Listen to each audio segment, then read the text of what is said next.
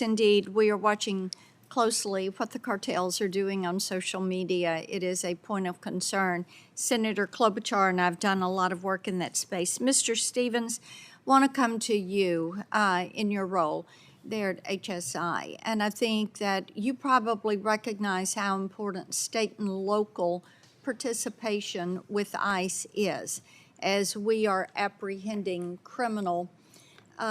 criminal element in these gang members that are tied to Tren de Aragua and MS-13.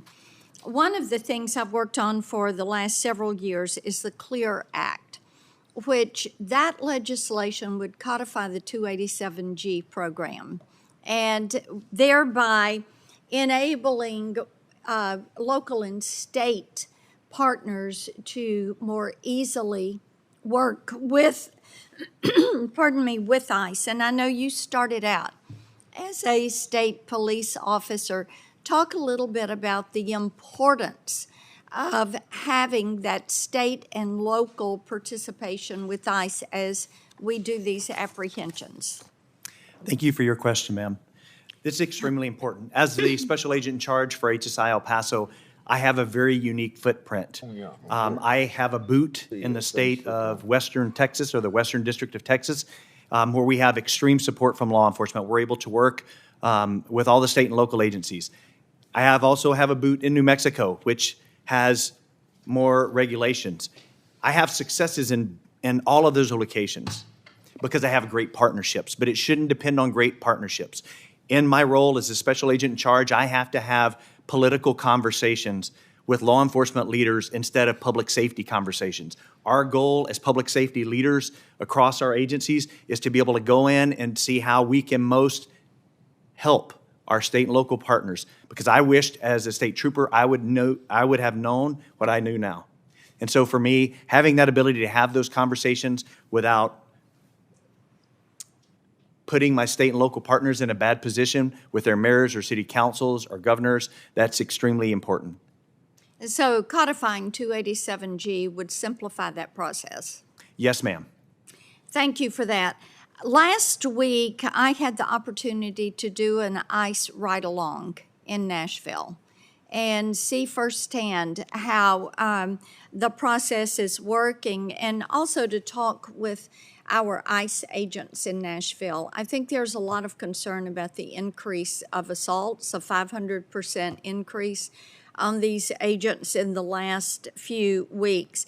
One of the things we've done in response to the mayor of Nashville and his office that doxed our federal law enforcement officers, ICE and HSI, as they were conducting some of these raids. They've apprehended 554 illegal aliens, criminal illegal aliens, since May.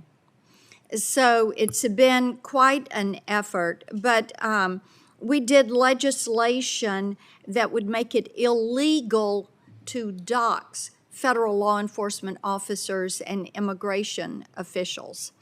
And we're surprised that that had not been done, and so we have legislation with committee right now that would do that.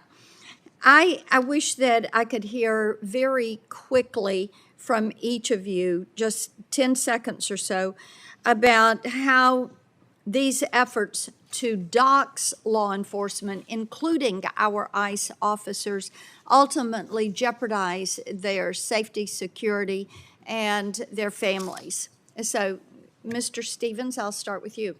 Thank you, ma'am.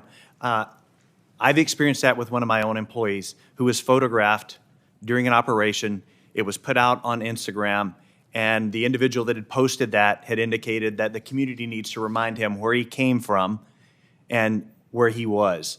And so for me, that's extremely, extremely important. My employee felt such threat from that he completely changed his appearance to be able to protect his family when he's off duty and out in the community with them. Thank you. Mr. Perez?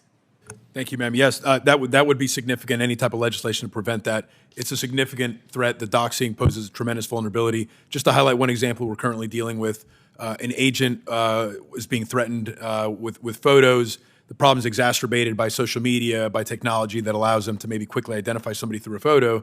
But in this doxing incident, the agent is being threatened, but also with pictures of his children, to back down on the operations that are ongoing at the fear of doxing or potentially some type of threats towards his family. So a significant threat that we're concerned with, ma'am. My time has expired. Mr. Allen, quickly, anything to add? Yes, ma'am. I would say doxing is clearly an attempt by others to keep law enforcement from doing their jobs through the threat of exposure, through the threat of violence, and putting people's families out for public scrutiny. Thank you. Yield back. Senator Harano.